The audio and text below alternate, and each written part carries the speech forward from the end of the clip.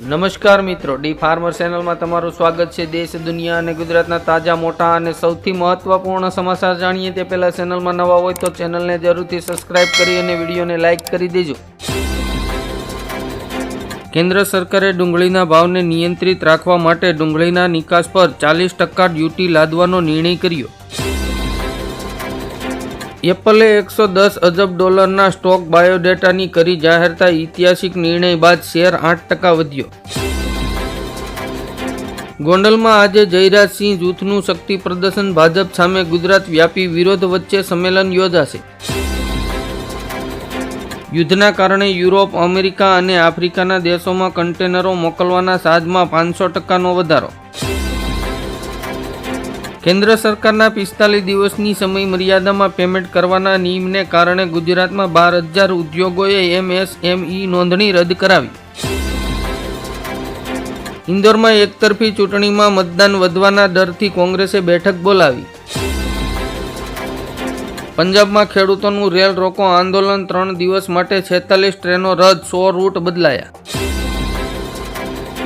રાયબરેલી સીટને લઈને પીએમ મોદીનું રાહુલ ગાંધી પર કટાક્ષ। કહ્યું, હું તો એક જ વાત કહું છું કે ડરો નહીં, ભાગો નહીં।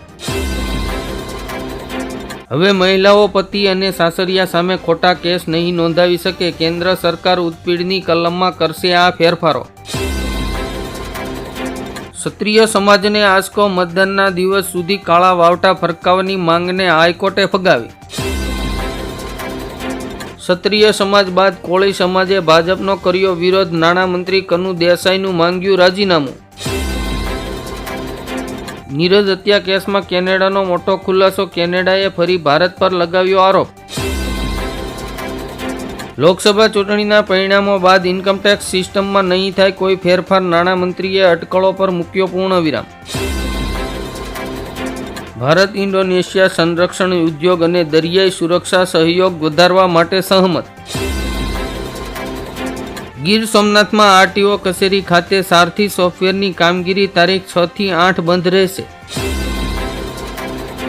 સુરત શહેરમાં મતદાન પૂરું થવાના 48 કલાક પહેલાથી મતદાન પૂર્ણ થાય ત્યાં સુધી રાજકીય SMS મોકલવા પર પ્રતિબંધ। ગુજરાતમાં પીએમ મોદીની સુરક્ષામાં પોલીસની મોટી બેદરકારી। કેજરીવાલની હત્યાના ષડયંત્ર પર અમિત શાહનો ધારદાર જવાબ। આમ આદમી પાર્ટીને મોટો ઝટકો। કોંગ્રેસ નેતા ઇન્દ્રનીલ રાજગુરુનો બફાટ જાહેર મંચ પર કર્યું રાષ્ટ્રપતિનું અપમાન। ભાજપના ઉમેદવાર મનસુખ માંડવિયા માટે પ્રચાર કરશે અનુપમા ફેમ રૂપાલી ગુગલી।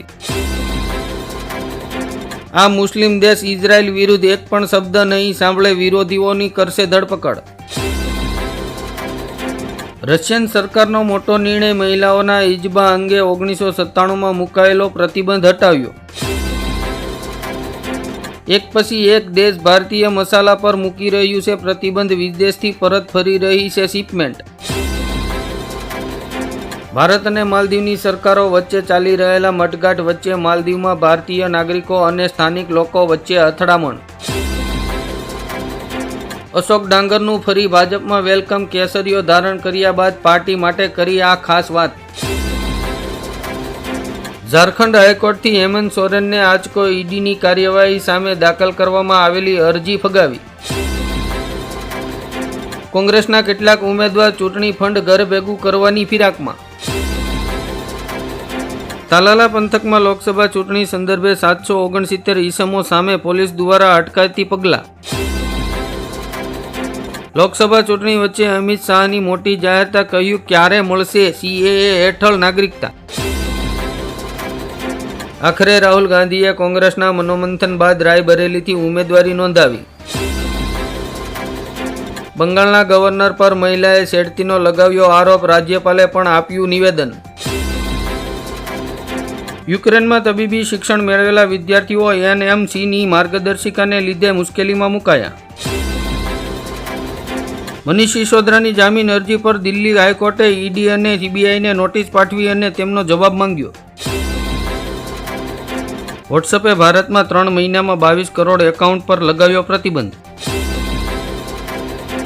રાજકોટમાં કોંગ્રેસના ઉમેદવાર પરેશ ધાનાણી સામે ચૂંટણી પંચમાં ફરિયાદ. રિટર્નિંગ ઓફિસરે ભાષણના વિડીયો આધારે તપાસ શરૂ કરી. રાજકોટથી ભાજપના ઉમેદવાર પરસોત્તમ રૂપાલાના નિવેદન મુદ્દે ક્ષત્રિય સમાજનો વિરોધ યથાવત, તો બીજી તરફ પીએમ મોદીની ગુજરાતમાં એન્ટ્રીથી ચિત્ર બદલાયું. 15થી વધુ રાજવી પરિવારો ભાજપના સમર્થનમાં ઉતર્યા. યુપી જેલમાંથી છૂટતાની સાથે જ પૂર્વ સાંસદ ધનંજય સિંહનો પડકાર. મારી વિરુદ્ધ ષડયંત્ર કરનારાઓને જડબાતોડ જવાબ મળશે. પીએમ મોદીનો આણંદ, સુરેન્દ્રનગર, જૂનાગઢ અને જામનગરમાં આજે પ્રચંડ પ્રસાર. શું ક્ષત્રિયોના રોષને ઠારવા અપીલ કરશે? કોમેન્ટ કરીને જણાવો. પશ્ચિમી દેશોના ડાયમંડ સર્ટિફિકેટ અને કાર્બન ટેક્સ ઉઘરાવવાથી ભારતના સ્ટીલ અને સિમેન્ટ સહિતના ઉદ્યોગોના નિકાસ પર મોટો ફટકો. કેલિફોર્નિયા યુનિવર્સિટીમાં પેલેસ્ટાઇન અને ઇઝરાયલ સમર્થકો વચ્ચે હિંસક ઘર્ષણ. કોવિડ વેક્સિન સર્ટિફિકેટમાંથી પીએમ મોદીનો ફોટો હટાવ્યો. સ્વાસ્થ્ય મંત્રાલયે આપ્યું આ કારણ.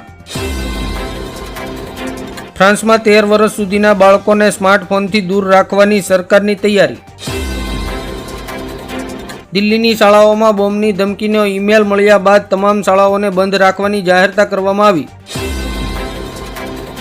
કેનેડા જતા વિદ્યાર્થીઓ અને ત્યાં રહેતા ભારતીય વિદ્યાર્થીઓ માટે આવી મોટી ખબર. સપ્ટેમ્બર મહિનાથી દર અઠવાડિયે માત્ર 24 કલાક જ કામ કરી શકશે. ગુજરાત યુનિવર્સિટીમાં સિનિયર અધ્યાપક તરીકેનો દરજ્જો અને ગ્રેડ ન મળતા આક્રોશ. TRAIએ ટેલિકોમ કંપનીઓને આપ્યો નિર્દેશ. હવે મોબાઈલ પર કોલ કરનારાઓનું દેખાશે નામ. ગૃહિણીઓ માટે ખુશીના સમાચાર. વધતી મોંઘવારી વચ્ચે ખાદ્ય તેલમાં અને કપાસિયા તેલમાં 10 રૂપિયાનો ઘટાડો. મગફળીમાં નોંધપાત્ર ફેરફાર. સુરત BRTSના કર્મચારીઓ ઉતર્યા હડતાલ પર. પડતર માંગોને લઈને કર્મચારીઓ આંદોલનના મૂડમાં. કોલંબિયા યુનિવર્સિટીમાં જોરદાર હંગામો. પેલેસ્ટાઇન વિરોધીઓએ બિલ્ડિંગ પર કબજો જમાવ્યો. ગુજરાતમાં પાસાના કેસ હવેથી સિવિલ નહીં ક્રિમિનલ ગણાશે. પોલીસને જોઈને 1 કરોડનો ડ્રગ્સ રસ્તા પર ફેંકીને ભાગી ગયો આરોપી. પોર્ન સ્ટાર મામલે દોષિત ટ્રમ્પને જજની ચેતવણી. આદેશનો ભંગ કરશો તો જેલ મોકલશું. મતદાનના દિવસે કર્મચારીઓને પગાર સાથેની રજા આપવી અનિવાર્ય. મહાનગરપાલિકા દ્વારા કંટ્રોલ રૂમ શરૂ કરવામાં આવ્યો. ક્ષત્રિયોનો ધર્મરથ લેવા પાટીદાર સમાજના કુળદેવી ખોડલધામમાં આવતીકાલે વિરામ લેશે. કોમર્શિયલ ગેસ સિલિન્ડરના ભાવમાં 19 રૂપિયાનો ઘટાડો. કોવિશિલ્ડ રસીનો મામલો સુપ્રીમ કોર્ટ પહોંચ્યો. ડોક્ટરોએ કહ્યું ફાયદા કરતાં જોખમ વધારે. ક્ષત્રિયોનો ગુસ્સો. ભાજપને મોંઘો પડશે. આ 10 બેઠક પર બગડી શકે છે ખેલ. સુરત બાદ હવે વડોદરામાં પણ ભાજપના ધારાસભ્યની નારાજગી. ભાજપના ઉમેદવાર મુકેશ દલાલને SCથી મોટી રાહત. હરિપ્રસાદ સ્વામીની વારસાઈ પર ન્યૂઝીલેન્ડ કોર્ટનો ચુકાદો. આ સંત સંભાળશે જવાબદારી. દાઉદ ઇબ્રાહિમ પણ પાર્ટી બનાવશે અને ચૂંટણી લડશે. હાઈકોર્ટમાં થઈ એવી માંગ. જજ થયા ગુસ્સે. રશિયાથી મોકલવામાં આવ્યા છે સ્કૂલોને બોમ્બથી ઉડાવી દેવાના ધમકીભર્યા મેલ. સૂત્રોએ કર્યો આ મોટો દાવો.